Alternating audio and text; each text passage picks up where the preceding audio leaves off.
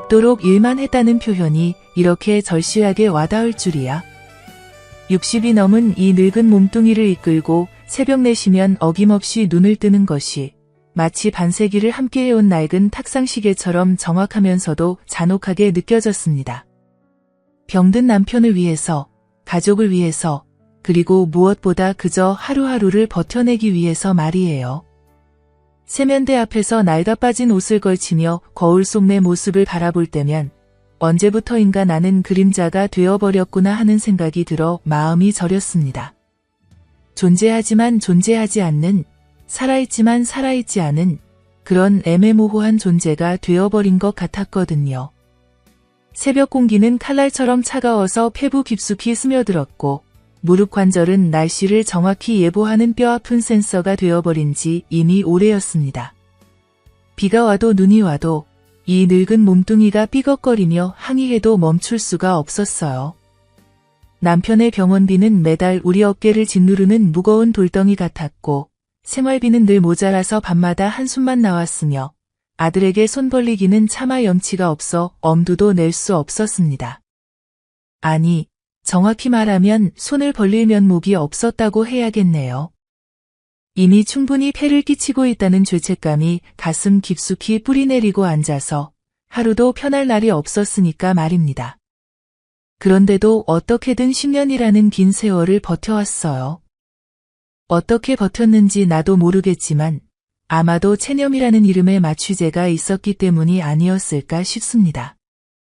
편의점 앞에 산더미처럼 쌓여있는 골판지 박스들이 내게는 희망이면서 동시에 절망이었어요.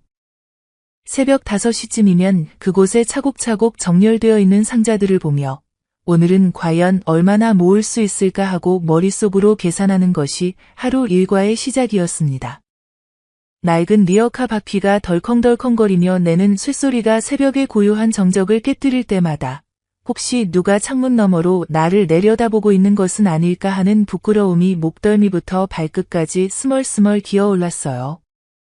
하루에 3,000원, 운이 좋으면 5,000원, 그것이 우리 늙은 부부가 하루를 겨우겨우 버텨낼 수 있는 전부였습니다.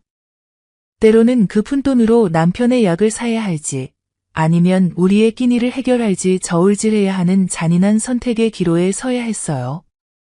그런 순간이면 가슴이 미어지는 것 같아서 차라리 내가 먼저 죽었으면 좋겠다는 생각까지 들곤 했습니다. 편의점 사장은 50대 중반쯤 되어 보이는 남자였는데 가끔 새벽에 가게 문 앞에 나와서 담배를 피우며 나를 바라보는 시선이 있다는 것을 어렴풋이 느끼고 있었어요. 하지만 우리는 단 한 번도 말을 섞어본 적이 없었습니다. 나는 그저 조용히 내 할 일만 하고 바람처럼 사라지는 그림자 같은 존재였고 그 역시 담배 연기 너머로 나를 바라보는 또 다른 그림자에 불과했거든요. 서로의 존재를 어렴풋이 인정하지만 개입하지는 않는 그런 애매한 평행선을 그리며 묵묵히 지내왔던 겁니다. 집으로 돌아가는 길은 언제나 무거웠어요.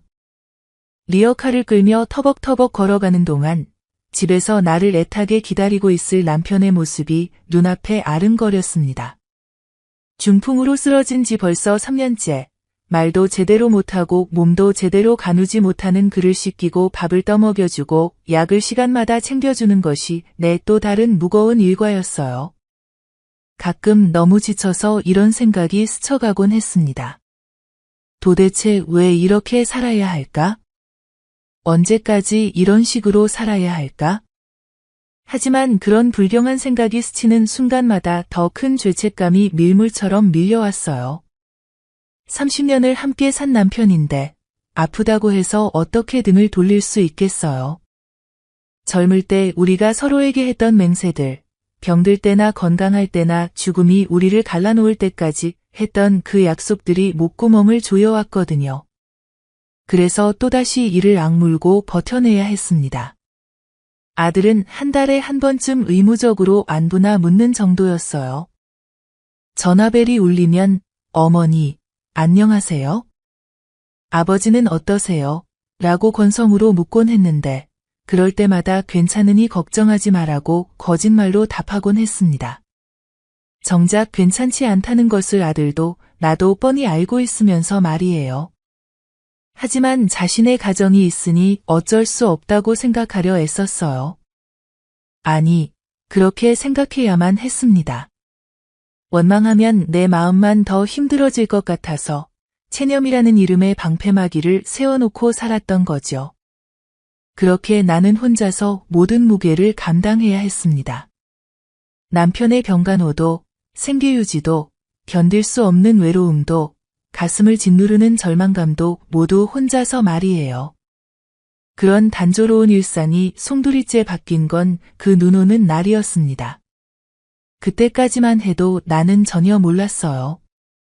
작은 친절 하나가 한 사람의 인생을 뿌리째 흔들어 놓을 수 있다는 것을, 그리고 그 변화가 결국에는 돌이킬 수 없는 파멸로 이어질 수도 있다는 무서운 진실을 말입니다. 12월의 어느 새벽, 하늘에서 한방눈이 펄펄 내리고 있었습니다. 눈송이들이 가로등 불빛에 하얗게 반짝이며 춤추는 모습이야말로 그림같이 아름다웠지만 내게는 그저 또 하나의 무거운 시련일 뿐이었어요. 젖은 박스는 무거워져서 리어카에 실기도 힘들고 그만큼 값도 떨어지니까 더욱더 서둘러야 했거든요. 추위에 파르르 떨리는 손가락으로 낡은 목장갑을 끼며 집을 나서는데 발걸음마다 쌓인 눈이 발목 깊숙이까지 파고 들어와서 양말이 금세 젖어버렸습니다. 아, 이런 날이면 집에서라도 따끈한 차 한 잔 마시며 창밖에 눈 구경이나 하고 싶은데 말이에요. 하지만 그런 사치스러운 여유는 나 같은 사람에게는 꿈도 꿀 수 없는 일이었습니다. 편의점 앞에 도착했을 때 박스들이 눈에 흠뻑 젖어서 축축하게 눌러앉은 모습이 마치 기운 없이 고개 숙인 내 마음을 그대로 닮아 있는 것 같았어요. 젖은 골판지를 만지는 손끝의 차디찬 감촉이 왜 이렇게 서글프고 쓸쓸하게 느껴지는 걸까요? 무릎을 꿇고 쪼그려 앉아서 하나하나 정성스럽게 정리하며 속으로 계산을 해봤는데 오늘은 2,000원도 안 될 것 같았어요. 그러면 남편 약값도 모자라겠구나. 저녁거리도 변변찮을 거고. 그런 막막한 생각에 깊이 잠겨 있을 때였습니다. 뒤에서 발자국 소리가 들려왔어요. 편의점 문이 삐걱하고 열리는 소리와 함께 따스한 공기가 밖으로 흘러나왔고 그 온기 속에서 편의점 사장이 모습을 드러냈습니다. 평소와는 사뭇 달리 그가 내게로 천천히 걸어오고 있었어요. 순간 당황스러웠습니다. 혹시 내가 뭔가 잘못한 걸까? 박스를 함부로 가져가면 안 되는 건 아닐까? 가슴이 쿵쾅쿵쾅 뛰어서 그 소리가 밖으로 새어나갈까봐 걱정될 정도였어요. 황급히 일어서려던 바로 그 찰나였습니다. 할머니, 이런 궂은 날씨에 나와서 고생이 많으십니다. 그의 목소리는 생각했던 것보다 훨씬 더 따뜻하고 부드러웠어요. 그리고 그가 내 앞으로 내민 것은 작은 두유 한 팩이었습니다. 그 작은 팩에서 하얀 김이 모락모락 피어오르고 있었어요. 일부러 따뜻하게 데워서 가져온 두유였던 거죠. 그 순간 시간이 완전히 멈춘 것만 같았습니다. 언제였을까요? 마지막으로 누군가가 내게 이런 따뜻한 것을 건넨 게? 언제였을까요? 마지막으로 누군가가 나를 위해서 무언가를 일부러 준비해 준 게?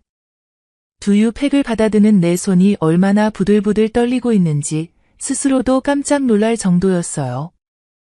차갑기만 했던 손바닥에 전해지는 그 포근한 온기가 마치 내 마음 깊숙한 곳까지도 스며드는 것만 같았거든요. 고맙습니다, 사장님. 정말 고맙습니다. 목소리가 심하게 떨렸어요. 눈물이 핑 돌아서 나올 것 같아 급하게 고개를 숙였습니다. 그는 환하게 웃으며 다시 가게 안으로 들어갔고 나는 혼자 그 자리에 우두커니 서서 손안의 두유를 한참 동안 들여다보았어요. 고작 작은 팩 하나가 이렇게 크고 소중하게 느껴질 수가 있구나 하는 생각이 들었습니다. 첫 모금을 조심스럽게 마셨을 때 달콤하고 고소한 맛과 함께 따스함이 목구멍을 타고 천천히 내려갔어요.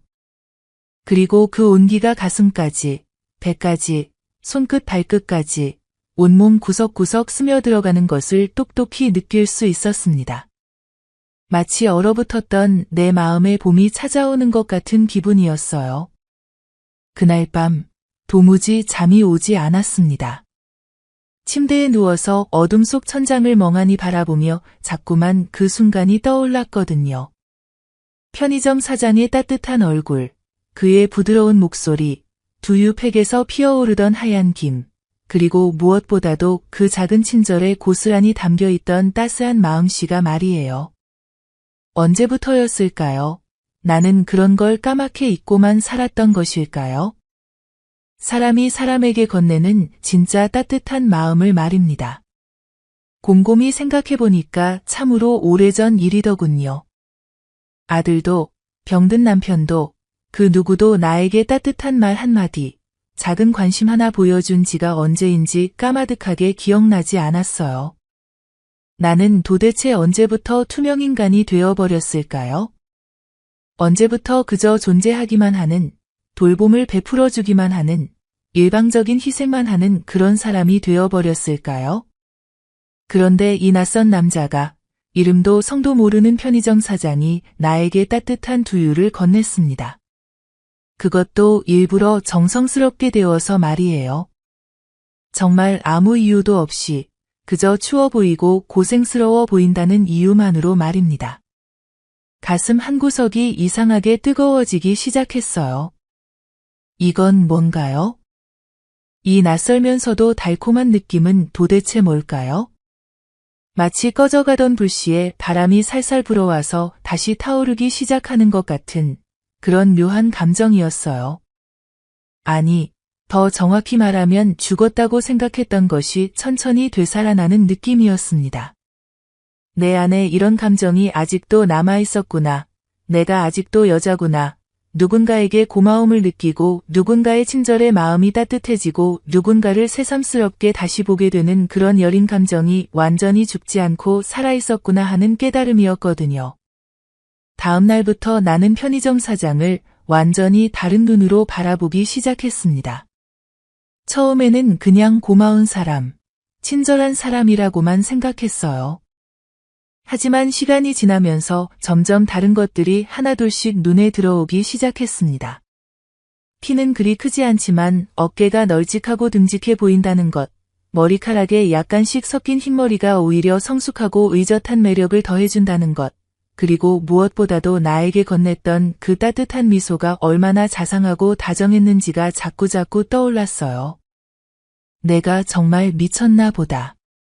어느 날 아침 거울 앞에서 주름투성이가 된 내 얼굴을 바라보며 속으로 중얼거렸습니다.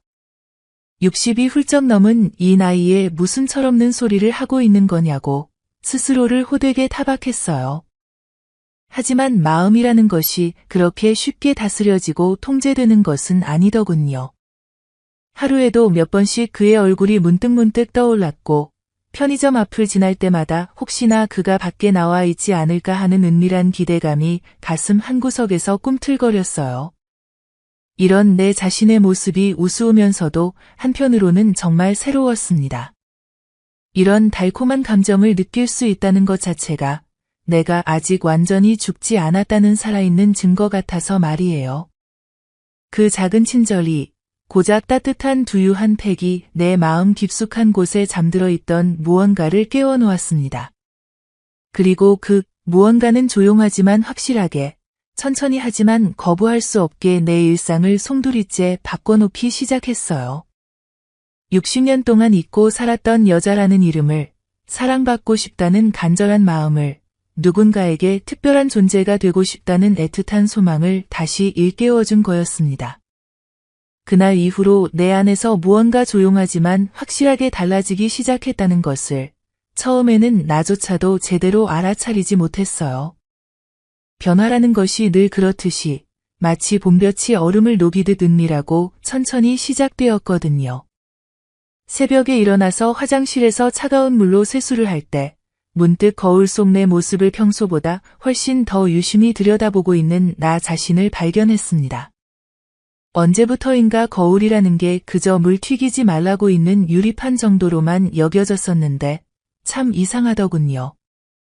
깊게 패인 주름살들이 그렇게 초라하게 느껴진 적도 없었고 성성해져서 듬성듬성 빠진 머리카락이 그렇게 볼품없게 보인 적도 없었는데 말이에요. 혹시나 해서 손가락으로 볼을 살짝 위로 당겨보기도 하고 입꼬리를 올려서 억지로나마 미소를 지어보기도 했어요. 그러면서 속으로는 아이고, 이 할미가 뭘 하고 있는 거야 하고 스스로를 우습게 여기면서도 그래도 멈출 수가 없었습니다. 옷장을 뒤적이는 시간도 전보다 훨씬 길어졌어요. 어차피 다 낡아 빠지고 헤어진 옷들 뿐이지만 그 중에서라도 상대적으로 깨끗하고 덜 낡은 것을 정성스럽게 골라 입으려고 애썼거든요. 몇 번이고 갈아입고 또 갈아입으며 혹시나 모를 마주침을 대비해서 준비하는 내 모습이 우스우면서도 한편으로는 애처롭기까지 했어요. 뭘 이렇게까지 해야 하나 하면서도 도저히 멈출 수가 없었습니다. 마치 오랫동안 깊이 잠들어 있던 여자의 본능이 서서히 깨어나는 것 같았거든요. 세수도 예전과는 완전히 달라졌어요. 찬물에 얼굴만 대충 적시고 수건으로 문질러대던 예전과는 달리 이제는 비누를 충분히 거품내어서 이마부터 턱끝까지 구석구석 꼼꼼히 씻고 미지근한 물로 여러 번 헹궈낸 다음 수건으로 물기를 닦을 때도 살살 톡톡 두드리듯 부드럽게 했어요. 머리카락도 그냥 대충 뒤로 넘기던 것에서 벗어나 낡은 플라스틱 빗으로나마 정성스럽게 빗어서 가지런히 넘겼습니다. 작은 변화들이었지만 그 작은 변화들이 하나둘씩 모여서 내 하루를 조금씩이나마 다르게 만들어가고 있었어요. 편의점에 박스를 주우러 갈 때의 마음가짐도 완전히 달라졌습니다. 예전에는 그저 일을 빨리빨리 끝내고 눈에 띄지 않게 사라지고 싶었다면 이제는 은근슬쩍 사장이 밖에 나와 있기를 기대하는 마음이 생겼거든요. 혹시 우연히 마주치게 되면 어떤 인사말을 건넬까? 뭔가 말을 걸어오면 어떻게 자연스럽게 대답할까? 그런 생각들이 머릿속에서 맴돌며 떠나질 않았어요. 60이 훌쩍 넘은 이 나이에 이런 설레는 두근거림이라니 정말 말도 안 되는 일이었죠. 내가 아직도 이런 어린애 같은 감정을 느낄 수 있다는 게 신기하면서도 한없이 부끄러웠어요. 그리고 정말로 가끔씩 마주칠 때가 있었습니다. 사장이 가게 앞에서 담배를 피우거나 문을 활짝 열고 밖으로 나오는 순간과 딱 맞아떨어질 때 말이에요. 그럴 때면 서로 안녕하세요 하고 정중하게 인사를 나눴는데 그 짧디 짧은 순간이 내게는 하루 종일 지탱해 나갈 수 있는 소중한 활력소가 되었어요. 그의 맑은 목소리, 그의 따뜻한 미소, 그의 시선이 내 얼굴에 머무르는 몇 초간의 그 시간이 얼마나 귀하고 소중했는지 모릅니다.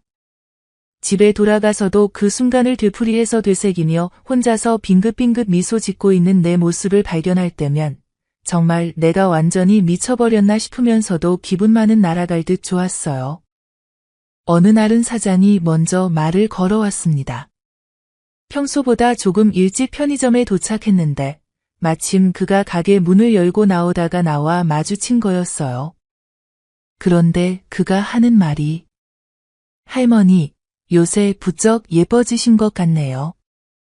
그 말을 듣는 순간 내 얼굴 전체가 화끈하게 달아오르는 것을 생생하게 느꼈어요. 예쁘다고요? 나를요? 60이 훨씬 넘어서 폐지나 죽고 다니는 이 늙은 할머니에게 예쁘다는 말을요? 심장이 너무 빨리 뛰어서 그 소리가 밖으로 새어나갈까봐 걱정될 정도였습니다. 마치 가슴 속에서 북을 마구 두드리고 있는 것 같았거든요.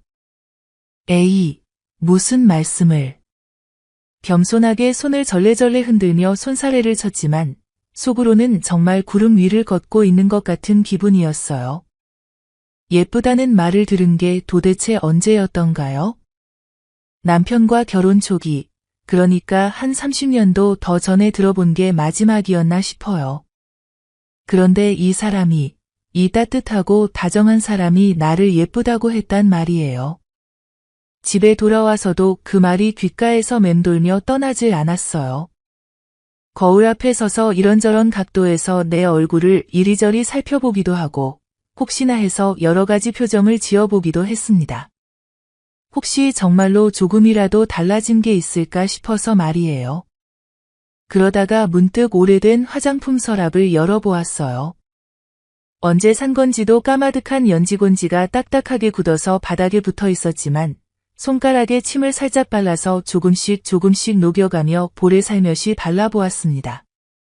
거울 속에 비친 내 모습이 어색하긴 했지만 그래도 확실히 생기가 돋는 것 같았어요. 오랜만에 느껴보는 여자로서의 설렘이었습니다. 병든 남편이 침대에서 뭔가 이상하다는 듯한 소리를 냈지만 나는 전혀 개의치 않았어요. 오히려 당당했습니다. 처음으로 내가 아직도 여자라는 것을, 60이 넘어서도 누군가의 눈에 예쁘게 보일 수 있다는 것을, 누군가가 나를 한 명의 여자로 봐준다는 것을 깨닫고 있었거든요. 다음날 재래시장에 갔을 때는 과감한 결정을 내렸습니다.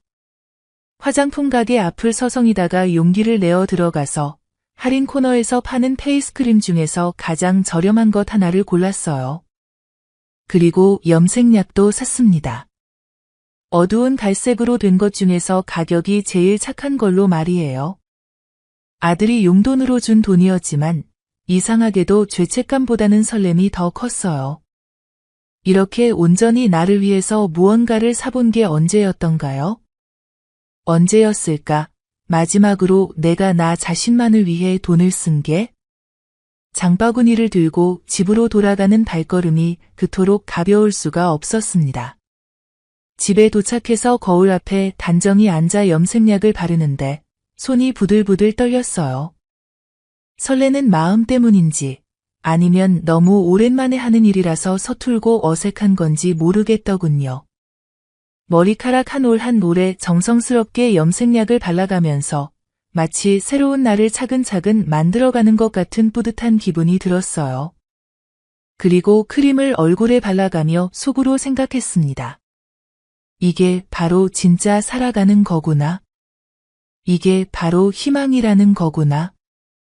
편의점에 가는 횟수도 자연스럽게 늘어났어요. 박스가 별로 없는 날에도 혹시나 하는 마음으로 그 앞을 빙빙 돌아다녔고 일부러 먼 길을 돌아서 가는 경우도 많아졌습니다. 사장과 마주치면 이제는 반가운 마음으로 환하게 웃으며 인사를 나누었고 가끔은 날씨 이야기나 동네 소식 같은 것도 나누곤 했어요. 그런 소소한 대화들이 얼마나 소중하고 귀했는지 모릅니다. 누군가와 나누는 평범한 대화가 이렇게 행복하고 달콤할 수 있다는 걸 새삼스럽게 깨달았거든요. 오랫동안 잊고 지냈던 소통의 기쁨, 교감의 즐거움을 다시 맛보는 것 같았어요. 내 마음속에서 사장은 하루하루 점점 더 큰 존재가 되어갔습니다. 아침에 눈을 뜨면 가장 먼저 떠오르는 사람이 되었고, 밤에 잠자리에 누워서도 마지막까지 생각나는 사람이 되었어요. 그를 떠올리면 절로 미소가 번지며 입가에 걸렸고, 그와 나눈 짧디 짧은 대화들을 반복해서 되새기며 혼자서 행복해하곤 했습니다. 이런 감정이 혹시 사랑일까요? 아니면 그냥 너무 오랫동안 외로웠던 마음이 만들어낸 착각일까요? 하지만 그게 뭐든 상관없었어요. 오랫동안 까맣게 잊고 있었던 이런 달콤하고 따뜻한 감정을 다시 느낄 수 있다는 것만으로도 충분히 감사하고 행복했으니까요. 60년을 넘게 살아오면서 이런 마음의 설렘을 느껴본 적이 과연 있었던가 싶어요. 이런 간절함을, 이런 기대감을, 이런 삶에 대한 의욕을 말이에요. 행복이라는 것이 이렇게 위태롭고 불안정한 감정이었던가 하는 생각이 자꾸만 들어요. 마치 아침 햇살에 반짝이며 떠오르는 비누거품처럼 보기에는 그토록 아름답고 환상적이지만 바람 한 번 잘못 불면 한순간에 터져서 흔적도 없이 사라져버릴 수 있는 그런 더덥고 위험한 것이었나 봅니다. 나는 그런 무서운 진실을 까맣게 모른 채 매일매일을 마치 달콤하기 그지없는 꿈속에서 헤매듯 살아가고 있었거든요. 편의점 사장과의 그 소중하고 따뜻한 교감들이, 그가 나에게 건네는 다정한 말 한마디 한마디가, 우연히 마주치는 그 따스한 시선들이 내게는 온 세상의 전부나 다름없었어요. 60년이 훌쩍 넘도록 살아오면서 이런 가슴 두근거리는 벅찬 감정을 제대로 느껴본 적이 과연 있었던가요? 이런 달콤하면서도 간절한 설렘을, 이런 애타고 바라는 기대감을, 이런 살아있다는 벅차고 뜨거운 느낌을 말이에요. 하루하루가 기다려지고 아침이 오는 것이 이렇게 반가운 적이 언제 있었던가 싶었습니다. 하지만 세상이라는 게 그렇게 호락호락하고 단순하기만 한 것은 아니더군요. 내가 혼자만의 꿈 같고 환상적인 상상 속에서 행복하게 헤매고 있는 그 시간 동안 다른 사람들의 시선은 하루가 다르게 점점 더 차갑고 날카로워지고 있었다는 사실을 나는 너무 늦게 깨달았어요. 편의점 사장의 아내가 나를 바라보는 그 눈빛이 확연히 달라졌다는 것을 처음 느끼기 시작한 게 정확히 언제부터였을까요?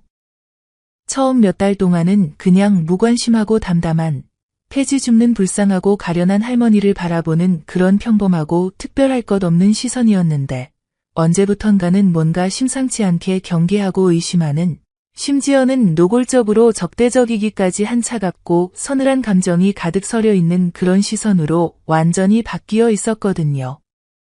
그 변화가 너무나 뚜렷해서 둔한 내가 봐도 알 수 있을 정도였으니까요. 그런 확실하고 섬뜩한 변화를 처음으로 생생하게 느낀 것은 어느 날 오후, 편의점 앞에서 평소처럼 박스를 차곤차곤 정리하고 있을 때였어요. 사장이 평소와 똑같이 밖으로 나와서 담배를 피우며 내게 다정하고 따뜻한 인사를 건넸는데 바로 그 순간 편의점 유리창 너머로 어렴풋하게 보인 아내의 표정이, 그 무섭고 차가운 표정을 어떻게 표현해야 할까요? 마치 자기만의 소중하고 신성한 영역에 뻔뻔하게 침입한 이상하고 위험한 존재를 발견한 것 같은 그런 날카롭고 차디차게 싸늘한 시선이었어요. 그 서늘하고 무서운 눈빛 속에는 분명히 경고의 메시지가 선명하게 담겨 있었습니다. 함부로 선을 넘지 마라. 네가 누구인지 똑똑히 알고 있다.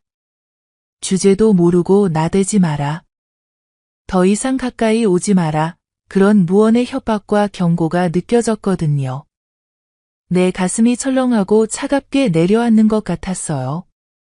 참으로 이상하고 기묘했습니다. 나는 아무런 잘못도 하지 않았는데 그저 편의점 사장이 친절에 고마워하고 있을 뿐인데 왜 이렇게 주눅이 들고 위축되며 죄책감이 밀물처럼 거세게 밀려오는 걸까요? 혹시나 해서 걱정되는 게 내 마음속 깊숙한 곳에 숨겨둔 그 은밀하고 달콤한 감정이 얼굴에 다 드러나 보이는 것은 아닐까? 혹시 내가 사장을 바라보는 그 간절하고 애틋한 시선이, 사장과 나누는 소소한 대화가, 그와 함께 있을 때의 내 들뜨고 밝아진 표정이 남들 눈에는 부자연스럽고 이상하며 뻔뻔하게 보이는 것일까? 그런 불안하고 어두운 생각들이 머릿속에서 구름처럼 맴돌기 시작하더니 밤이고 낮이고 도무지 떠나질 않았어요. 잠들기 전에도, 잠에서 깨어날 때도, 일을 하는 중에도 자꾸만 그 차가운 시선이 떠올랐고 그럴 때마다 가슴이 답답하고 불안해져서 견디기 힘들었습니다. 며칠 후에는 그 막연하던 의심이 확신으로 바뀌게 만드는 결정적이고 충격적인 사건이 벌어지고 말았습니다. 편의점 안에서 벌어지는 부부의 대화를, 그것도 나에 관한 이야기를 얼떨결에 고스란히 엿듣게 되었거든요. 나는 밖에서 평소처럼 조용히 박스를 정성스럽게 정리하고 있었는데 가게 문이 활짝 열려 있어서 안에서 오가는 모든 이야기가 바람을 타고 밖까지 선명하게 들려왔어요. 여보, 그 할머니한테 너무 과하게 잘해주는 거 아니야? 요새 보니까 매일같이 환하게 웃으면서 이야기하고 예쁘다고 하고 뭔가 좀 이상하지 않아? 보통 그런 게 아니잖아. 아내의 목소리에는 질투와 의심, 그리고 분명한 경계심이 뒤섞여 있었어요. 질투라니, 나 같은 늙고 초라한 할머니에게? 그럴 리가. 하지만 그 말투와 어조는 분명히 자기 남편을 의심하고 경계하고 있는 여자의 그것이었습니다. 남편이 다른 여자에게 마음을 빼앗길까봐 노심초사하는 아내의 목소리였어요. 그 순간 박스를 차곡차곡 정리하던 내 손이 딱 멈춰버렸어요. 귀가 쫑긋서서 그들의 대화에 온 정신을 바짝 집중하게 되었습니다. 가슴이 쿵쾅거리면서 혹시 들킬까봐 숨소리마저 죽이고 있었거든요. 이어서 사장의 대답이 들려왔어요. 뭘 특별히 잘해줘? 그냥 기본적인 인사나 나누는 건데. 나이 드신 어른께 그 정도 예의는 당연히 지켜야 하는 거 아니야? 그게 뭐 이상해? 예의. 그 차가운 한마디가 내 가슴을 송곳처럼 예리하게 콕 찔렀어요. 사장에게 나는 그저 예의를 지켜야 하는 대상일 뿐이었던 거예요. 기본적인 예의, 어른에 대한 최소한의 예우, 그 이상도 그 이하도 아닌 거였어요. 나는 그의 친절을 특별한 관심으로, 나에 대한 호감의 표현으로, 심지어는 사랑의 신호로까지 받아들이고 있었는데, 그에게는 그냥 나이 든 사람에 대한 기본적이고 당연한 예의에 불과했던 거였어요. 하지만 참으로 이상하고 당황스러웠습니다. 내가 그렇게 혼자만의 착각에 빠져서 허황되게 헤맬 정도로 그의 태도가 다른 사람들을 대하는 것과 특별히 달랐던 것도 엄연한 사실 아니었나요?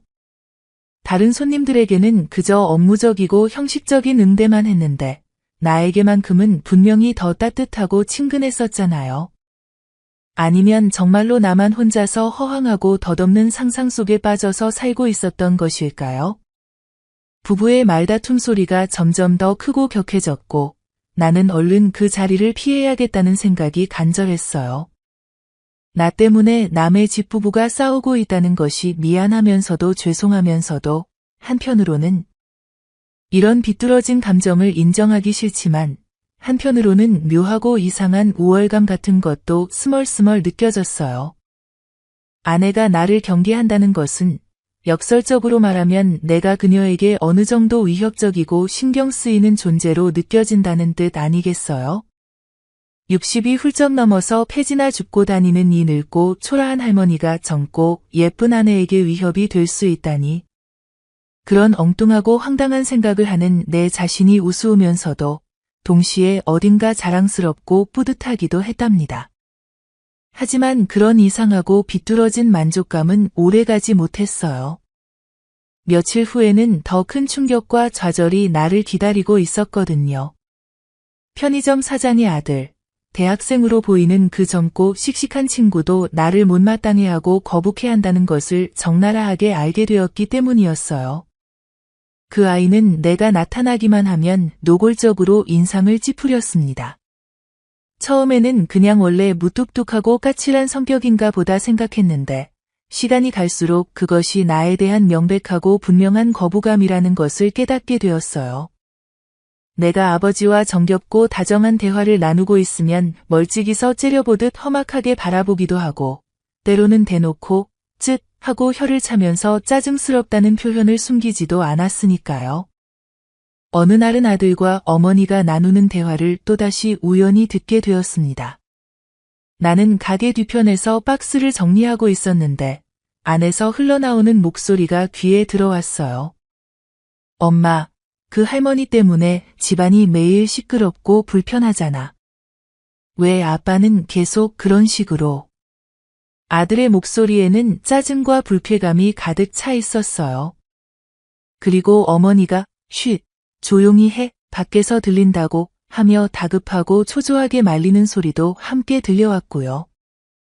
바로 그 순간 깨달았습니다. 이 가족에게 나는 평화를 깨뜨리는 골칫거리였다는 것을, 갈등의 씨앗이자 불화의 원인이었다는 것을 말이에요. 나는 그저 사장의 친절에 고마워하며 소소하고 작은 행복을 느끼고 있을 뿐이었는데 다른 가족들 눈에는 가족의 화목을 해치고 어지럽히는 불청객으로 집안의 평화를 위협하는 위험한 존재로 비춰지고 있었던 거예요. 가슴이 답답하고 막막했습니다. 내가 도대체 무엇을 그렇게 잘못했다는 걸까요? 사장이 먼저 친절을 베풀었고 나는 그저 그것에 감사해 했을 뿐인데 말이에요. 내가 그를 좋아하게 된 것도 그와의 소소하고 평범한 교감에서 기쁨과 위로를 느끼는 것도 지극히 자연스럽고 당연한 인간의 감정 아닌가요? 하지만 그런 당연하고 자연스러운 감정이 다른 사람들에게는 불편하고 위험하며 부적절한 것으로 받아들여지고 있었던 거예요. 60이 넘은 할머니가 느끼기에는 어울리지 않는, 분수에 맞지 않는 감정으로 여겨지고 있었던 것입니다. 밤마다 이런 복잡하고 어둡고 무거운 생각들이 머릿속을 뒤엉키며 맴돌았어요. 잠자리에 누워서도, 새벽에 눈을 뜨고도 하루 종일 이런 생각에서 벗어날 수가 없었습니다. 혹시 내가 정말로 넘지 말아야 할 선을 넘어버린 것일까? 혹시 내가 모르는 사이에 부적절하고 민망한 행동을 하거나 말을 한 것일까? 아니면 단지 내가 늙고 못생기고 볼품없는 할머니라서 사장과 친하게 지내는 것 자체가 어울리지 않는 우스꽝스럽고 어색한 일로 여겨지는 것일까? 온갖 생각들이 꼬리에 꼬리를 물고 끝없이 이어지면서 그럴수록 마음은 더욱더 복잡하고 어둡고 무거워져만 갔어요. 그런데도 밤새 뒤척이며 고민하고 또 고민하면서 결국 내가 내린 결론은 언제나 같았습니다.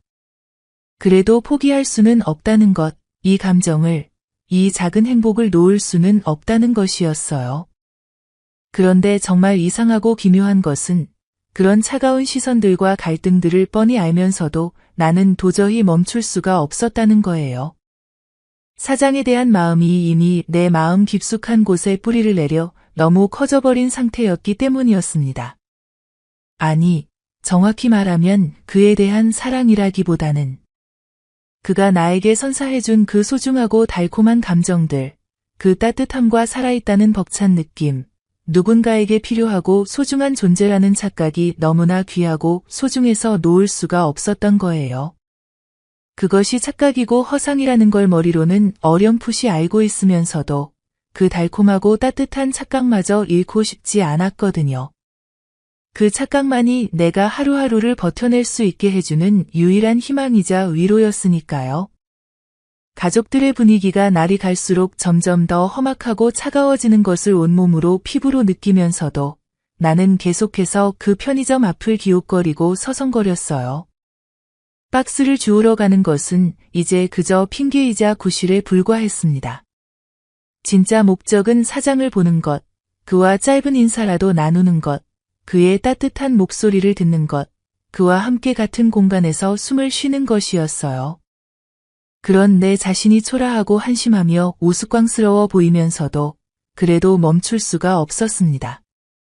마치 술이나 담배에 중독된 사람처럼 그 사람 없이는, 그 사람을 보지 않고서는 하루도 제대로 버텨낼 수 없을 것만 같았거든요. 그렇게 나는 점점 더 깊고 어둡고 위험한 늪 속으로 한 발 한 발 빠져들어가고 있었어요. 가족들의 경계심과 적대감은 날로 커져만 갔고 나의 집착과 의존은 더욱더 강해져만 갔습니다. 이 모든 것이 결국에는 끔찍하고 돌이킬 수 없는 파국으로 치달을 것이라는 불길하고 무서운 예감이 가슴 한구석에 자리 잡고 있었지만 그런 예감마저도 애써 무시하고 외면하며 나는 내 감정에만 매달려 있었어요. 마치 절벽 끝에 위태롭게 매달린 사람이 떨어질 것을 뻔히 알면서도 밧줄을 놓을 수 없는 것처럼 나도 그 위험하고 달콤한 감정의 밧줄을 도저히 놓을 수가 없었던 거예요. 그런 위태롭고 불안한 날들이 계속해서 이어지던 어느 새벽, 평소보다 한참이나 일찍 도착해서 편의점 앞에서 박스들을 차곡차곡 정리하고 있는데 뒤에서 문이 삐걱하고 열리는 소리가 들려왔습니다. 담배를 피우러 나온 평소의 모습이 아니라 무언가 중요하고 진지한 할 말이 있는 듯한 표정으로 사장이 나타났어요. 그가 내 쪽으로 천천히 걸어오는 발걸음 소리가 왜 그렇게 크게 들렸을까요? 마치 운명의 발걸음 같았어요. 심장이 쿵쾅쿵쾅 마구 뛰기 시작했고 혹시 더 이상 박스를 가져가지 말라고 하는 건 아닐까? 아니면 혹시나 해서 걱정되는 게 아내의 불만과 의심 때문에 나를 아예 피하라고 하는 건 아닐까 하는 두려운 생각이 번개처럼 스쳤습니다. 그런데 그의 입에서 나온 말은 전혀 예상치도 못했고 꿈에서나 들을 수 있을 것 같았던 그런 놀라운 것이었어요. 측은하고 안쓰러운 표정으로 나를 내려다보며 마치 오래전부터 깊이 고민해온 듯한 조심스럽고 진중한 어조로 말을 꺼냈거든요. 할머니, 이렇게 힘들고 고된 일을 언제까지 계속 하실 건가요? 몸이 성할 때, 건강할 때 그만두셔야죠. 이대로 가다가는 몸이 상할 텐데. 그 순간 내 손에 들려있던 박스가 스르르 힘없이 바닥으로 떨어졌어요. 그만두라고요? 이 일마저도? 그럼 나는 도대체 어떻게 살아가란 말인가요? 순간적으로 눈앞이 캄캄해지는 것 같았고 마치 마지막 희망의 끈마저 끊어지는 것만 같아서 다리가 후들후들 떨렸습니다. 그래도 먹고 살려면 간신히 입을 열었지만 목소리가 심하게 떨렸어요. 초라하고 볼품없는 내 모습이 그의 눈에 어떻게 비칠까요? 60이 훌쩍 넘은 이 나이에 아직도 폐지를 주우며 하루하루를 간신히 연명해가는 늙은이가 얼마나 한심하고 처량하게 보일까요?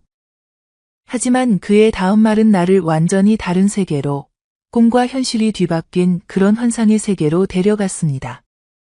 그럼 우리 가게에서 일해보시는 게 어때요? 청소나 정리, 간단한 물건 나르기 같은 일이면 할머니도 충분히 하실 수 있으시잖아요. 그게 훨씬 낫지 않을까요? 그 말이 무엇을 의미하는지, 그 말이 내 인생에 어떤 변화를 가져다 줄 것인지 이해하는데 몇 초가 걸렸어요. 우리 가게에서 일을 매일 그와 함께 같은 공간에서 이것이 꿈인가 현실인가? 내 귀를 의심했고 혹시 내가 잘못 들은 것은 아닌가 싶어 그의 얼굴을 멍하니 바라보았습니다. 그는 진심이었어요. 그 눈빛에는 연민과 안타까움이 가득했고 정말로 나를 도와주고 싶어하는 따뜻하고 진실한 마음이 고스란히 느껴졌거든요. 심장이 미친 듯이 뛰기 시작했어요.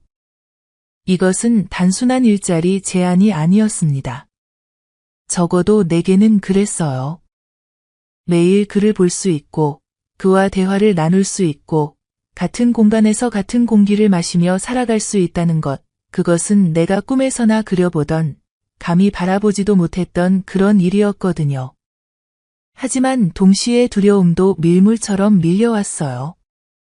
그의 아내가, 그의 아들이 어떻게 생각할까요? 이미 나를 못마땅하게 여기고 경계하고 있는 그들이 이 제안을 알면 어떤 반응을 보일까요? 아마 발끈하며 결사반대할 게 뻔하지 않겠어요? 정말요? 정말 그래도 되는 건가요? 그런데 사모님이, 내 목소리에는 기대와 걱정이 뒤섞여 있었어요. 그는 잠시 망설이는 듯 하더니 이내 결심한 듯 고개를 끄덕였습니다. 제가 설득할게요. 할머니 같으신 분이 계시면 오히려 가게에 도움이 될 것 같아요. 손님들도 더 편안해 하실 거고. 그 말에는 확신이 담겨 있었지만 나는 그것이 얼마나 어렵고 험난한 일인지 누구보다도 잘 알고 있었어요. 그의 아내가 나를 바라보는 그 차갑고 날카로운 시선을, 아들이 내게 보이는 노골적이고 적나라한 적대감을 생각하면 이것은 거의 불가능에 가까운 일처럼 보였거든요. 집으로 돌아가는 길, 내 발걸음은 마치 구름 위를 걷는 것 같았습니다. 리어카 바퀴가 덜컹덜컹거리는 소리조차 경쾌한 음악처럼 들렸고 차갑고 매서운 새벽 공기도 상쾌하고 시원하게만 느껴졌어요. 편의점에서 일한다는 것, 그것도 사장과 함께 매일매일. 이것이 정말로 현실이 될 수 있을까요? 아니면 그저 그의 순간적인 동정심에서 나온 충동적인 제안일 뿐일까요? 집에 도착해서 침대에 누워있는 병든 남편을 바라보았어요. 여전히 말도 제대로 못하고 몸도 가누지 못하는 그였지만 내가 평소와는 완전히 다른 들뜨고 밝은 표정으로 들어오자 무언가 이상하다는 듯 하는 소리를 냈습니다. 나는 그에게 아무 말도 하지 않았어요. 어떻게 설명할 수 있겠어요? 다른 남자가 제안한 일자리에 이렇게 설레고 두근거리고 있다는 것을. 그것도 단순한 일자리가 아니라 내 마음속 깊은 곳에서는 그보다 훨씬 더 큰 의미와 희망으로 받아들이고 있다는 것을 말이에요. 그날 밤 도저히 잠이 오지 않았습니다. 천장을 바라보며 온갖 달콤하고 행복한 상상을 했어요. 편의점에서 일하는 나의 모습을, 사장과 나란히 서서 계산대를 보는 모습을, 점심시간에 함께 도시락을 먹으며 정겹게 웃는 모습을, 퇴근 시간에 오늘도 수고 많으셨어요 라고 따뜻한 인사를 나누는 모습을. 그런 상상들이 너무나 달콤하고 행복해서, 너무나 꿈같고 환상적이어서, 동시에 너무나 위험하고 불안해서 무서웠어요. 다음 날부터 편의점 분위기는 마치 폭풍전야 같았습니다. 사장이 가족들에게 내 고용 이야기를 꺼낸 것이 분명했어요. 아내의 표정은 더욱더 차갑고 험악해졌고, 아들은 대놓고 환한 표정으로 아버지와 목소리를 높여가며 말다툼을 했거든요. 가게 밖에서도 그들의 격앙된 목소리가 선명하게 들려왔어요. 아빠, 정말 미쳤어요? 그 할머니 때문에 집안이 이렇게 매일 시끄럽고 불편한데, 이제는 같이 일한다고요? 도대체 무슨 생각이세요? 아들의 목소리는 분노로 가득 차 있었어요. 나는 그 말을 듣고 가슴이 철렁하고 차갑게 내려앉았습니다.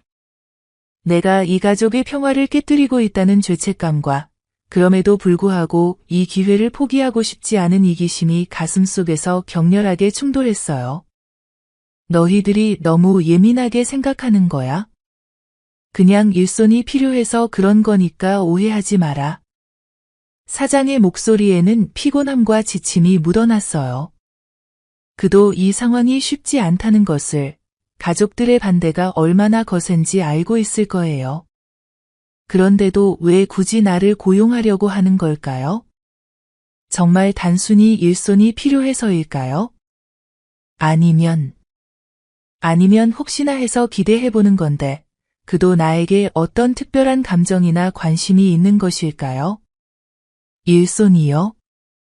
진짜 일손 때문이에요? 아니면 아들의 말끝이 흐려졌지만 그 의미는 너무나 분명했어요. 그는 아버지가 나에게 특별한 감정을 가지고 있다고 의심하고 있었던 거예요. 그 의심이 완전히 터무니없는 것만은 아니라는 생각이 들어서 얼굴이 화끈하게 달아올랐어요. 적어도 내 쪽에서는 그런 마음이 있으니까요. 며칠 동안의 치열한 가족 회의와 격렬한 말다툼 끝에 결국 나는 편의점에서 일하게 되었습니다. 하루 4만 원에 일주일에 3일, 오전 9시부터 오후 4시까지. 폐지를 주어서 버는 돈보다 훨씬 많았고 무엇보다 안정적이었어요. 하지만 돈이 중요한 게 아니었습니다. 정말 중요한 것은 이제 나에게 그를 볼 수 있는 정당하고 떳떳한 이유가, 그와 함께 시간을 보낼 수 있는 명분이 생겼다는 것이었어요. 첫 출근 날 아침, 나는 새벽 3시에 벌떡 일어났습니다. 9시 출근인데도 너무 긴장되고 설레고 불안해서 도저히 잠을 이룰 수가 없었거든요. 옷장을 이리저리 뒤지며 가장 깨끗하고 단정한 옷을 정성스럽게 골라 입었고, 머리도 평소보다 훨씬 더 정성스럽고 꼼꼼하게 빗었어요. 거울을 보며 연지도 살짝 발라보고, 입술에도 색깔이 있는 립스틱을 발라보았습니다.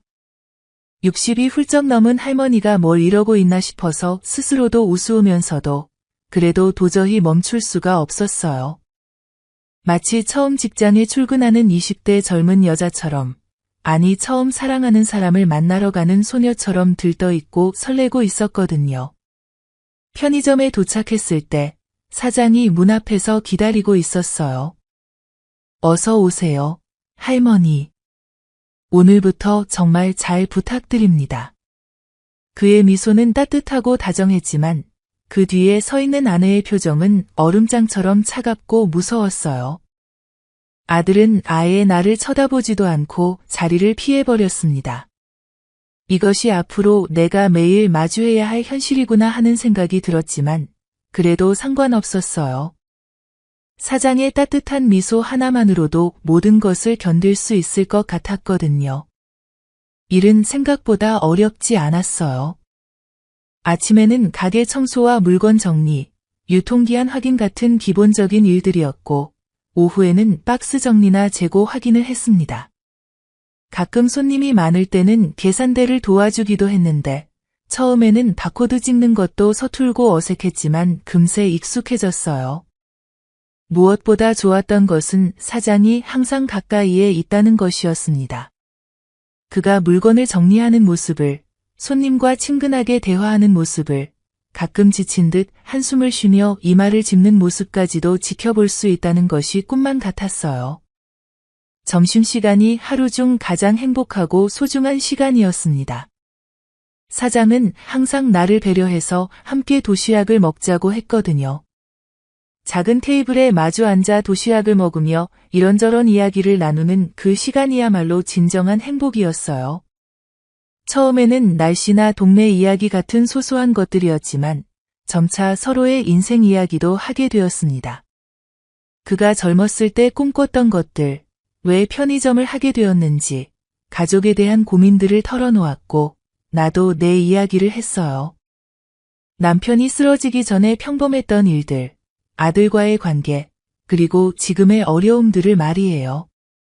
그러는 사이 나는 점점 더 깊이, 더욱더 돌이킬 수 없을 만큼 빠져들었습니다. 사장의 작은 친절 하나하나가 특별하고 소중한 의미로 다가왔어요. 무거운 것을 들 때 도와주는 것도, 피곤해 보일 때 의자에 앉으라고 하는 것도, 퇴근할 때 오늘도 정말 수고 많으셨어요 라고 하는 것도 모두 사랑의 신호로 나에 대한 특별한 관심의 표현으로 느껴졌거든요. 그가 다른 여자 손님과 웃으며 대화할 때는 가슴 한구석이 쓰라리고 아팠고 아내와 다정한 모습을 보일 때는 마치 가슴이 찢어지는 것 같은 고통을 느꼈어요. 3개월이 지날 무렵 나는 완전히 다른 사람이 되어 있었습니다. 매일 아침 출근하는 것이 삶의 유일하고 절대적인 낙이 되었고 사장을 보는 것이 하루의 전부가 되었어요. 집에 있는 병든 남편은 점점 더 귀찮고 성가신 존재가 되어갔고 아들의 안부 전화도 소중한 시간을 방해하는 불편한 방해물처럼 느껴졌습니다. 오직 사장과 함께하는 시간만이 진짜이고 의미 있고 나머지는 모두 거짓이거나 무의미한 것처럼 여겨졌어요. 이것이 얼마나 위험하고 잘못된 감정인지, 얼마나 파괴적이고 돌이킬 수 없는 선택인지 나는 분명히 알고 있었습니다. 하지만 멈출 수가 없었어요. 마치 벼랑 끝에 서서 아래를 내려다보는 것처럼 떨어질 것을 뻔히 알면서도 한 발 더, 또 한 발 더 앞으로 나아가고 있었거든요. 그 끝이 파멸이고 절망일 것이라는 예감이 있었지만 그 파멸조차도 사장과 함께라면, 그와 관련된 것이라면 기꺼이 감수할 수 있을 것 같았어요. 어느 날 저녁, 다른 직원들이 모두 퇴근하고 사장과 둘만 남게 되었습니다. 가게를 정리하며 내일 입고 될 물건들을 확인하는 평범하고 일상적인 저녁이었어요. 그런데 바로 그 순간 나는 확실히 알았습니다. 더 이상 이 뜨겁고 간절한 감정을 혼자서만 숨겨둘 수 없다는 것을. 더 이상 혼자서만 간직하고 사귈 수 없다는 것을. 말하지 않으면 정말로 미쳐버릴 것 같았거든요. 3개월 동안 가슴 깊숙한 곳에 차곡차곡 쌓아온 모든 감정이 목구멍까지 뜨겁게 차올라 터져나오려 하고 있었어요. 더 이상 참을 수도, 숨길 수도 없었습니다. 그 운명의 순간이 언제 찾아올 것인지 나도 마음 깊숙한 곳에서는 알고 있었어요. 마치 오래된 댐벽에 실금이 하나둘씩 생기면서 결국에는 모든 것을 쓸어버릴 거대한 홍수가 터져나오기 직전의 그런 위태로운 상황처럼 내 마음속에서도 무언가 돌이킬 수 없을 만큼 위험하게 흔들리고 있다는 것을 뼈저리게 느끼고 있었거든요. 3개월이라는 긴 시간 동안 가슴 깊숙한 곳에 한 겹 한 겹 차곡차곡 쌓아온 뜨겁고 간절한 감정들이 목구멍까지 뜨겁게 차올라서 이제는 더 이상 참을 수도 없고 견딜 수도 없는 지경에 이르렀어요. 밤마다 천장을 바라보며 수없이 되뇌던 그의 소중한 이름, 아침마다 거울 앞에서 몰래 연습했던 고백의 말들이 마치 살아 숨쉬는 생명체처럼 내 안에서 꿈틀거리며 밖으로 나오려고 안달하고 있었거든요. 이대로 죽으면 평생 후회할 것 같아. 한 번만, 단 한 번만이라도 내 진실한 마음을 말해보자. 그런 절박하고 간절한 마음이 온몸을 지배하고 있었어요. 거짓말 같은 행복이라도 좋으니까, 착각이라도 좋으니까, 단 한 번만이라도 내 마음을 털어놓고 싶었어요. 12월의 마지막 날 저녁이었어요. 한 해가 저물어가는 그 쓸쓸하면서도 숙연한 시간에 다른 직원들이 모두 퇴근하고 사장과 둘만 남게 된 그 순간이 마치 하늘이 정해준 운명처럼 느껴졌어요. 형광등 불빛 아래서 그가 계산대를 차근차근 정리하는 모습을 바라보며 나는 심장이 터져버릴 것만 같은 고통을 온몸으로 견뎌내고 있었어요. 손이 부들부들 떨렸고 입술이 바짝 말라서 혀끝으로 자꾸만 적셔야 했으며 온몸에서 식은땀이 줄줄 흘러내렸어요. 하지만 이번이 진짜 마지막 기회라는 생각이 간절했어요. 새해가 되면 또 다른 평범한 일상이 시작될 텐데 그때까지 이 뜨겁고 무거운 비밀을 가슴에 안고 살아갈 자신이 전혀 없었거든요. 떨리는 목소리로 사장님을 불렀을 때 그가 고개를 돌려 나를 바라보는 순간 시간이 완전히 멈춘 것만 같았어요. 평소와는 사뭇 다른 내 표정을 눈치챈 듯 그의 눈에 의아함과 당황스러움이 스쳤거든요. 무슨 일이냐며 어디 아픈 건 아니냐고 다정하게 걱정해주는 그 목소리가 오히려 내게는 더욱더 고통스럽게 들렸어요. 곧 이 따뜻한 목소리가, 이 친근한 시선이, 이 모든 소중한 것들이 차가운 거부와 당황스러움으로 바뀔 것이라는 무서운 예감이 있었기 때문이에요. 목구멍이 메어서 도저히 소리가 나올 수 없었어요. 60년 넘게 살아오면서 이렇게 어렵고 힘든 순간이 또 있었던가 싶었어요. 결혼할 때도, 아이를 낳을 때도, 남편이 갑자기 쓰러졌을 때도 이런 두려움과 떨림은 없었거든요. 하지만 지금 내가 하려는 말은 내 남은 인생을 송두리째 바꿔놓을 수도 있는 그런 위험하고 중대한 고백이었어요. 사장님을 좋아한다고, 진심으로 사랑한다고 고백하는 순간 내 얼굴 전체가 화끈하게 달아올랐고 동시에 온몸이 얼음장처럼 차갑게 식어갔어요. 마치 용암과 빙하가 동시에 내 몸속을 휩쓸고 지나가는 것 같은 극한의 감정이었어요. 사장의 얼굴이 순간 굳어지는 것을 똑똑히 보았어요. 그 표정의 변화를, 그 당황스러움을, 그리고 그 뒤에 이어질 거부감과 불편함을 나는 이미 예상하고 있었지만 예상한다고 해서 고통이 줄어드는 것은 전혀 아니더군요.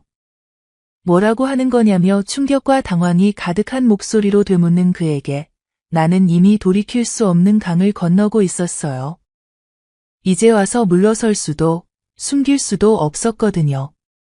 사장님 때문에 이렇게 다시 살고 싶어졌다고, 사장님 덕분에 나도 아직 여자라는 걸 깨달았다고, 사장님이 없으면 정말 어떻게 살아가야 할지 모르겠다고 쏟아내는 내 말을 들으며 그의 표정이 더욱더 딱딱하고 차가워지는 것을 생생하게 느꼈어요. 하지만 이미 시작된 고백을 멈출 수가 없었어요. 3개월 동안 속에서 끓어오르던 모든 감정들이 폭포수처럼 거세게 쏟아져 나오고 있었거든요. 이런 말을 하면 안 된다고, 자신은 가정이 있는 사람이고 나도 가정이 있지 않냐며 당황해하는 그의 목소리는 이제 완전히 달라져 있었어요. 따뜻함도, 친근함도, 다정함도 모두 온데간데 없이 사라지고 오직 당황과 거부감, 그리고 어쩔 줄 모르는 곤란함만이 남아 있었거든요. 말을 끝내지 못하고 머뭇거리는 그의 모습이 오히려 내게는 더 잔인하고 아프게 느껴졌어요. 차라리 단호하고 분명하게 거절해주는 것이 나을 텐데 이런 식으로 우물쭈물 망설이는 것은 나에게 쓸데없는 희망을 주는 것 같아서 더욱더 괴로웠어요. 다 알고 있지만 마음이라는 것은 어쩔 수 없지 않냐고 마지막 신락 같은 희망을 걸었지만 그가 내일부터는 나오지 말라고 차갑게 말했을 때 나는 마치 하늘에서 벼락을 맞은 것 같았어요. 숨이 막혔고 눈앞이 캄캄해졌으며 다리에 힘이 완전히 풀려서 당장이라도 주저앉을 것만 같았어요. 뭐라고 하느냐며 간신히 되묻는 내 목소리는 떨리고 있었어요. 설마 이런 식으로 모든 것이 끝나는 것은 아니겠지. 내가 잘못 들은 것이겠지. 꿈이겠지. 악몽이겠지. 하지만 일은 여기서 그만두어야 하겠다고, 이런 식으로는 함께 일할 수 없다고 냉정하고 단호하게 말하는 그의 목소리를 들으며 3개월 동안 내가 사랑했던 그 따뜻하고 다정한 사장님은 온데간데 없고 오직 불편해하고 곤란해하는 한 남자만이 남아있다는 것을 깨달았어요.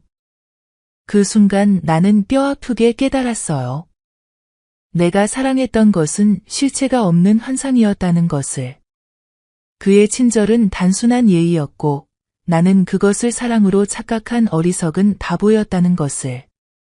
절망적이고 처절한 목소리로 잘못했다고 애원하며 다시는 그런 말 안 하겠으니 일만 하게 해달라고 빌었지만 소용없었어요. 무릎을 꿇고 싶었고 바닥에 엎드려 빌고 싶었어요. 이 일자리마저 잃으면 나는 정말 아무것도 없는 사람이 되어버린다는 절망감이 밀려왔거든요. 사장님을 볼 수 없게 되면 내가 어떻게 하루하루를 견뎌나간단 말인가요? 하지만 그의 대답은 단호하고 냉정했어요. 이미 선을 넘었으니 할머니도 자신도 이제는 서로 불편해질 뿐이라고, 이게 서로를 위한 길이라고 말하더군요. 선을 넘었다는 그 말이 내 가슴을 송곳처럼 깊숙이 찔렀어요. 그랬어요. 나는 넘지 말아야 할 선을 넘었어요. 60이 넘은 이 나이에 남의 남편에게, 그것도 나를 동정심으로 도와준 사람에게 이런 부적절한 감정을 드러낸 거였어요. 그날 밤 집으로 돌아가는 길은 마치 장례식장에서 나오는 것 같았어요. 모든 것이 끝났어요.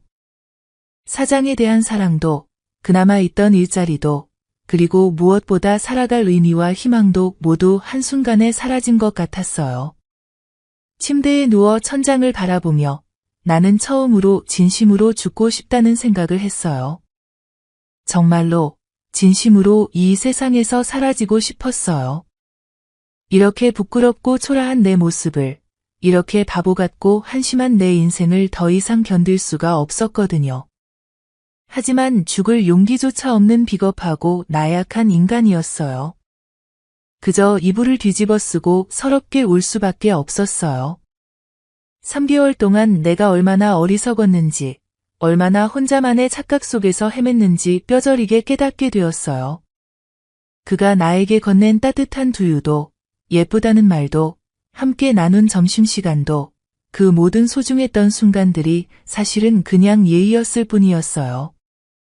나 혼자서 그것을 사랑으로 받아들이고, 혼자서 행복해하고, 혼자서 기대하고 있었던 거예요. 새벽까지 잠들지 못하고 울며 지새우면서 나는 내 인생이 얼마나 공허하고 의미 없었는지 생각했어요. 60년을 살아오면서 진짜 사랑이 뭔지, 진짜 행복이 뭔지도 제대로 모르고 살았구나 하는 생각이 들었어요. 그리고 무엇보다 죄책감이 밀려왔어요. 집에서 병들어 누워있는 남편에 대한 미안함이, 30년을 함께 산 남편을 뒤로하고 다른 남자를 사랑했다는 부끄러움이 가슴을 짓눌렀어요.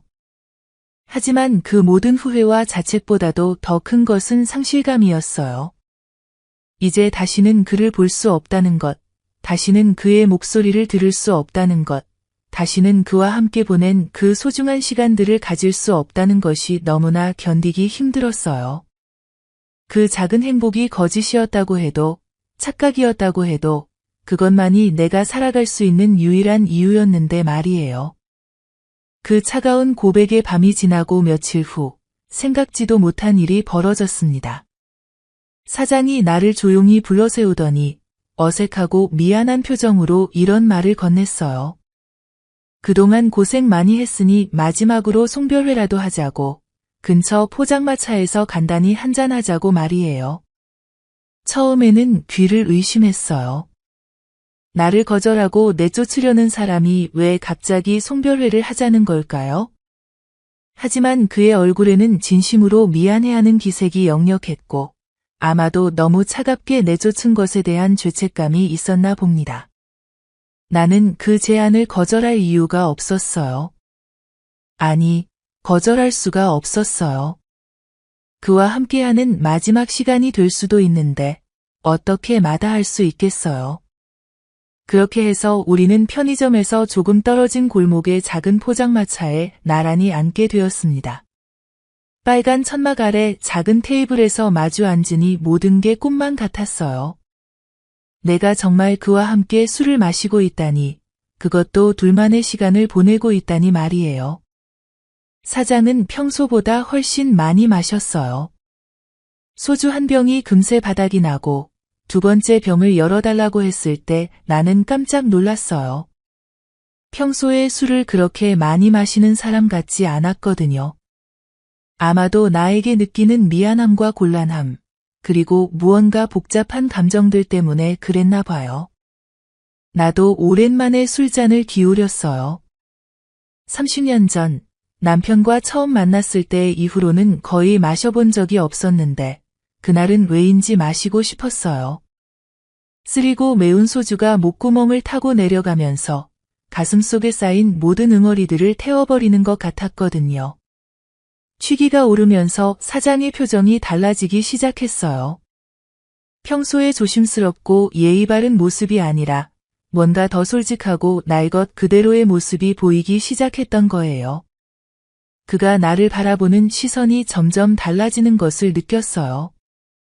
더 이상 불쌍한 할머니를 보는 시선이 아니라 한 명의 여자를 보는 그런 시선으로 변해가고 있었어요. 술에 취한 그가 중얼거리기 시작했어요.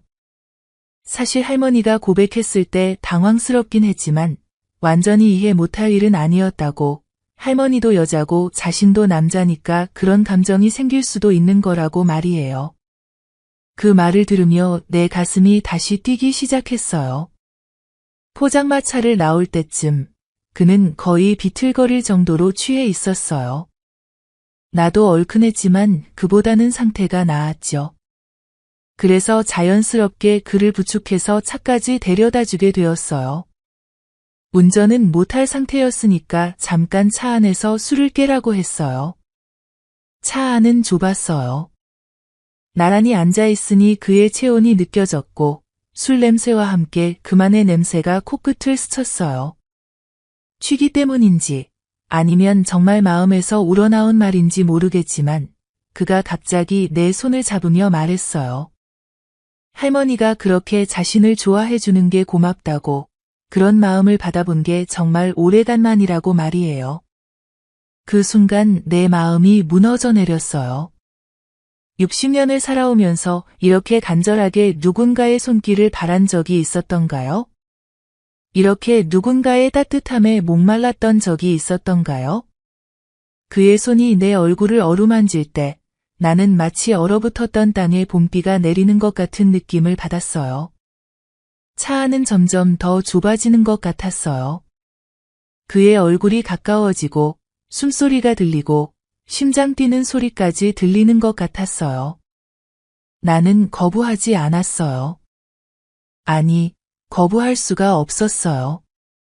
이것이 마지막일지도 모르는데, 이것이 내 인생에서 마지막으로 여자로 대접받는 순간일지도 모르는데, 어떻게 밀어낼 수 있겠어요. 60이 넘은 이 늙고 추한 몸이지만, 그래도 그가 원한다면, 그래도 그가 필요로 한다면 기꺼이 내어줄 수 있었어요. 30년 전 남편과의 마지막 이후로 처음으로 느끼는 남자의 온기였어요. 어색하고 서툴렀지만 그래도 따뜻했어요. 그래도 소중했어요. 차 안에서 벌어진 그 모든 일들이 꿈처럼 느껴졌어요. 내가 정말 그와 함께 이런 일을 하고 있는 건지, 이것이 현실인지 꿈인지 분간이 안 갔어요. 하지만 분명한 건 그 순간만큼은 내가 한 명의 여자였다는 것이에요. 불쌍한 할머니가 아니라 누군가에게 필요한 여자였다는 것이에요. 모든 게 끝나고 나서 우리는 한동안 아무 말 없이 앉아 있었어요. 차창 밖으로 보이는 가로등 불빛들이 흐릿하게 번져 보였어요. 술 때문인지 눈물 때문인지 모르겠지만 모든 게 몽환적으로 보였어요. 그때서야 정신이 돌아온 듯한 사장이 갑자기 당황하기 시작했어요. 자신이 무슨 일을 저질렀는지 깨달은 거죠. 술에 취했다고는 하지만 유부남이 다른 여자와 이런 일을, 그것도 직원이었던 할머니와, 그의 얼굴이 새하얗게 변하는 것을 보았어요. 후회와 공포가 뒤섞인 표정이었어요. 이 일이 아내에게 알려지면 어떻게 될지, 가정이 어떻게 될지 생각하니 견딜 수 없었나 봐요. 하지만 나는 이상하게도 후회되지 않았어요. 아니, 후회보다는 만족감이 더 컸어요. 마침내 내가 한 번만이라도 여자가 되어본 것 같아서, 누군가에게 필요한 존재가 되어본 것 같아서 오히려 고마웠어요. 이것이 죄라면 죄겠지만, 그래도 내 인생에서 가장 소중한 선물이었어요. 그런데 사장은 달랐어요.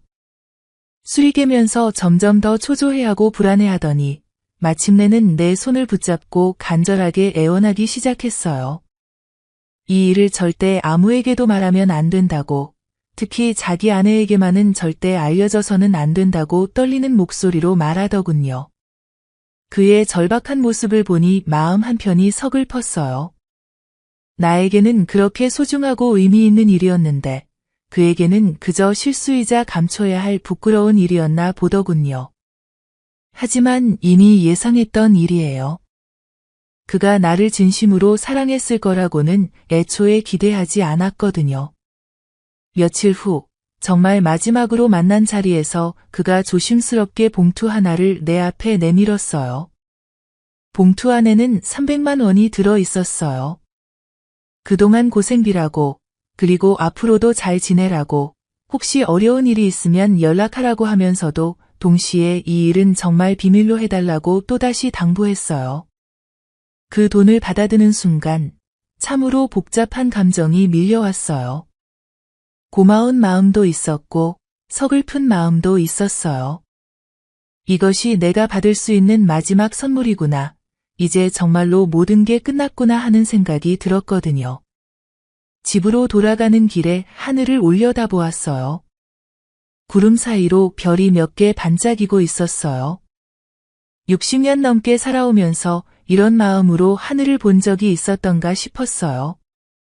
허탈하면서도 동시에 묘하게 만족스러운 그런 이상한 기분이었어요. 아, 그래도 괜찮은 사랑이었구나.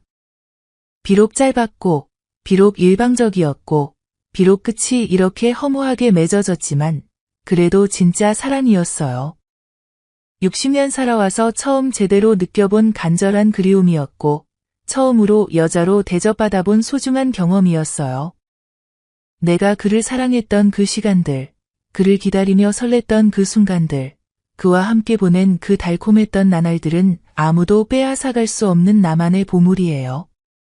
비록 상대방에게는 그저 동정이나 실수였을지라도 나에게만큼은 인생에서 가장 아름다운 장면들이었어요. 이제 정말 모든 게 끝났어요. 더 이상 그를 볼 일도 없을 것이고 그를 그리워할 이유도 없을 거예요. 하지만 후회는 하지 않아요.